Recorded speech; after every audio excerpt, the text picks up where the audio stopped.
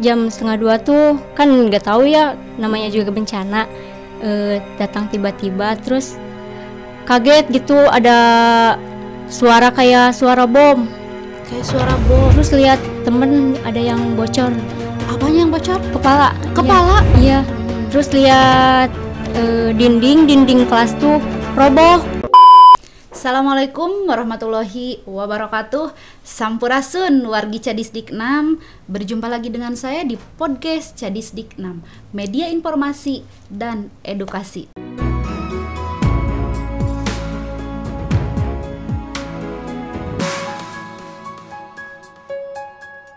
Gempa Cianjur tentu saja menyisakan beribu kisah bagi penyintasnya.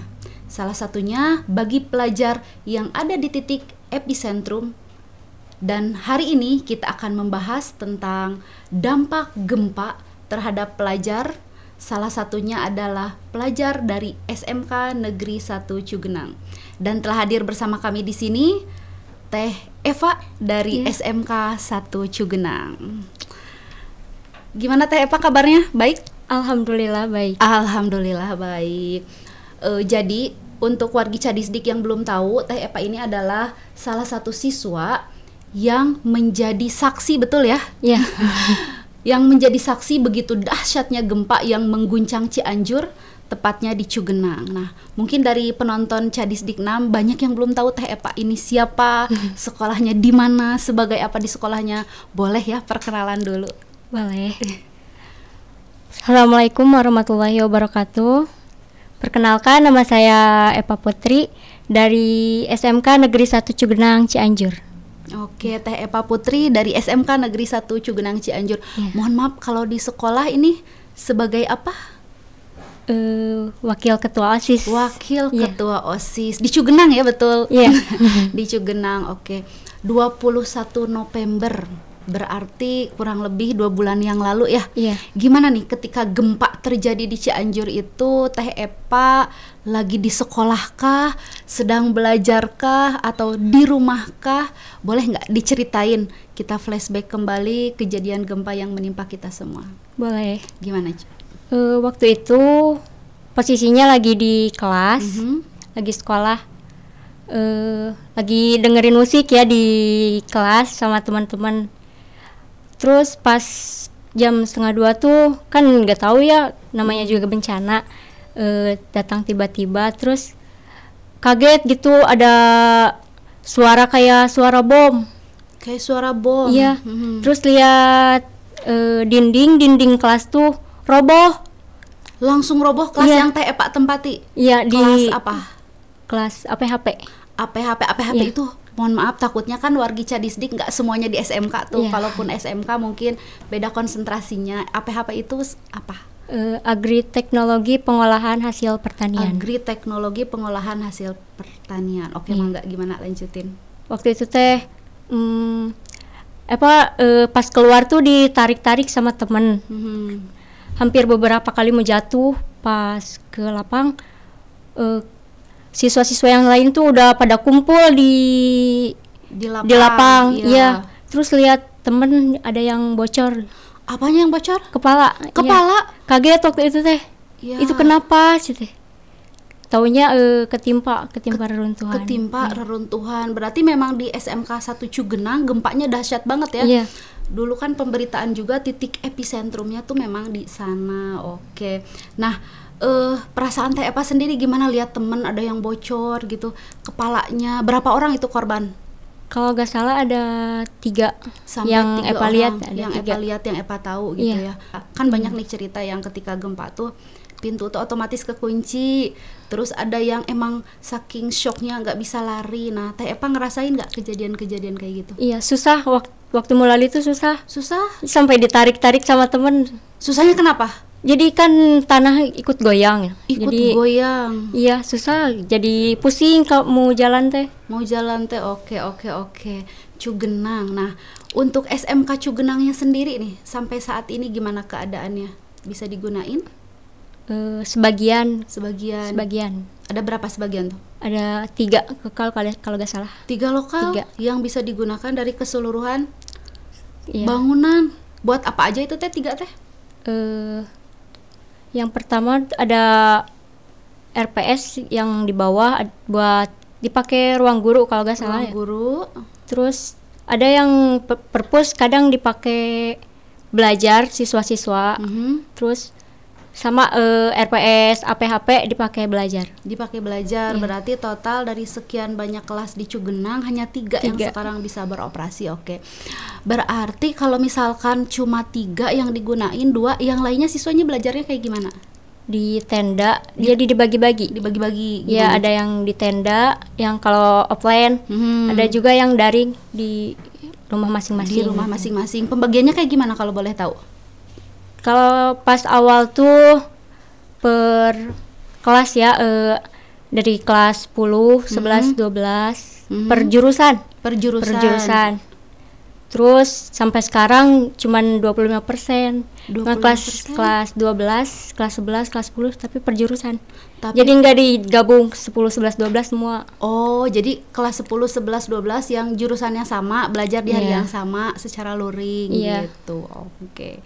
Ya, luar biasa, mudah-mudahan cepat selesai ya. Amin. Ruangan-ruangannya cepat Amin. segera dipakai.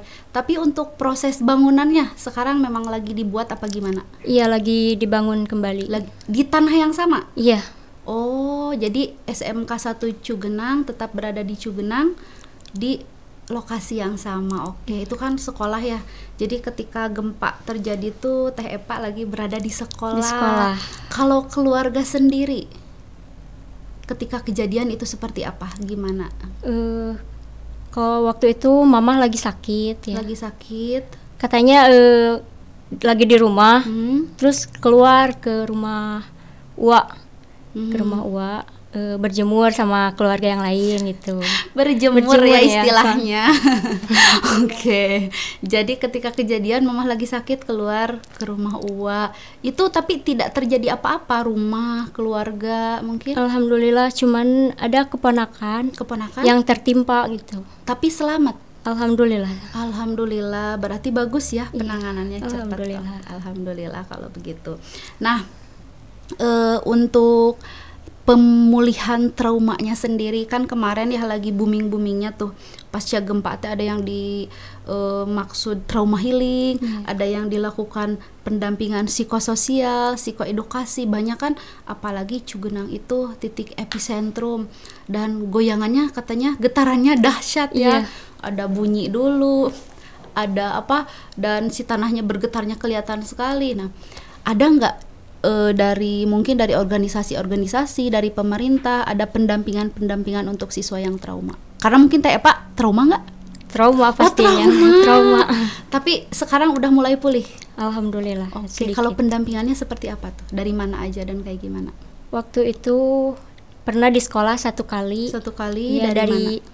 Kemensos. Dari Kementerian Sosial. Lalu ada lagi? Kalau di kampung banyak ya. Oh, di kampung banyak. Banyak Oh, ya, jadi lebih banyak ke rumah mungkin ya? Iya. Oh. Di pengungsian banyak. Teh Epa mah berarti nggak ngerasain ngungsi?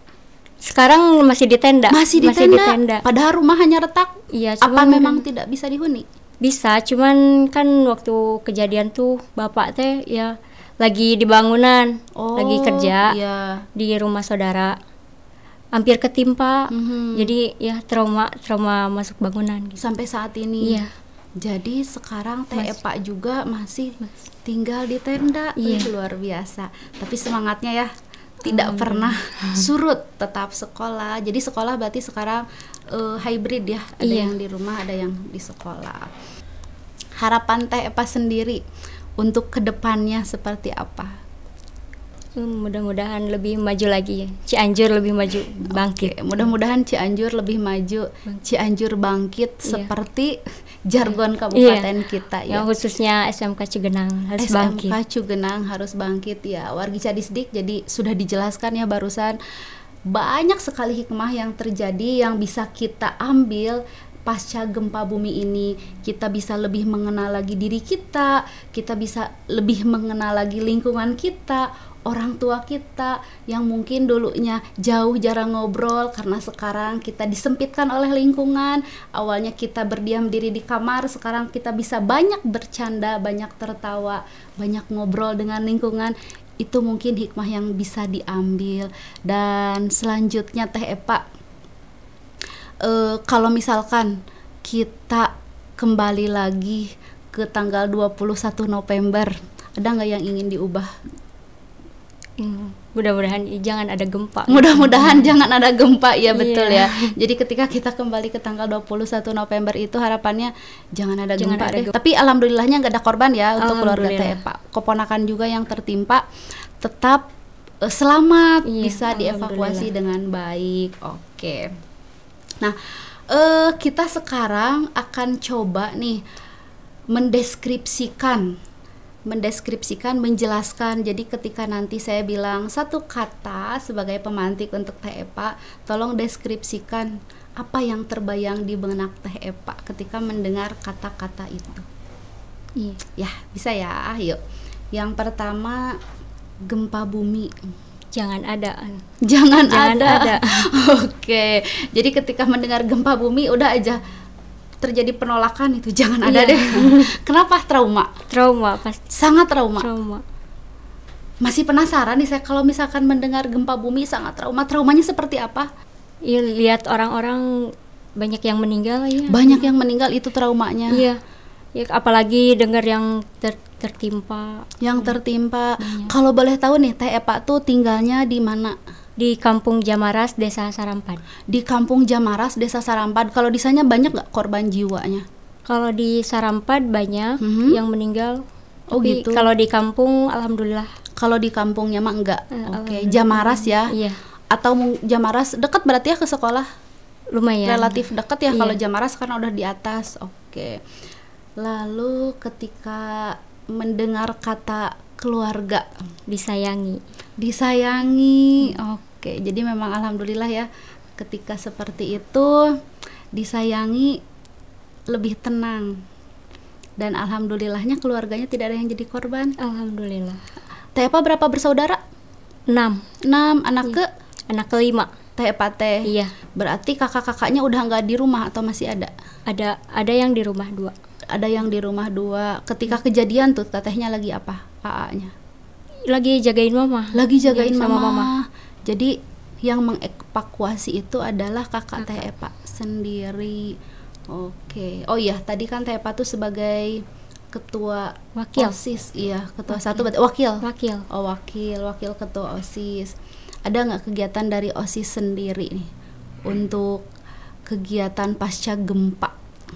Untuk saat ini belum ya. Oh, belum. Dari kemarin, dari kejadian 21 November ada kegiatan-kegiatan, mungkin kegiatan sosial gitu, ada? Belum ada karena kitanya juga yang masih trauma kan ya. Oh, Jadi iya. pikirannya masih pusing kayak yang kemarin, takut ada lagi gitu. Mama masih banyak susulan sampai sekarang. Masih banyak susulan yang terasa di sana. Iya. Oke. Tapi kalau pembelajaran mah memang dari Januari udah normal mungkin ya. Iya. Cuma memang untuk kegiatan OSIS-nya itu sendiri belum ada karena memang OSIS-nya sendiri itu fokus ke pemulihan pasca gempa. Oke. Terus ketika mendengar kata SMKN 1 Cugenang, Bangkit. Oh, luar biasa. Jadi ketika mendengar kata SMK 1 Cugenang, yang terbayang itu adalah bangkit. Terima kasih Teh Epa dan wargi Cadisdik. Kita sudah sama-sama mendengarkan pemaparan dari Teh Epa, salah satu penyintas gempa Cianjur yang ketika kejadian memang ada di lokasi, merasakan sendiri, melihat bagaimana crowdednya keadaan saat itu. Dan alhamdulillah pada hari ini Teh Epa sudah bisa bangkit, Teh Epa sudah bisa memulihkan traumanya pasca bencana, dan harapan-harapan yang tadi Teh Epa sebutkan mudah-mudahan bisa tercapai. Terima kasih untuk kehadirannya. Mudah-mudahan semua yang Teh Epa harapkan bisa segera tercapai. Amin. Dan jangan lupa tonton terus podcast Cadisdik 6.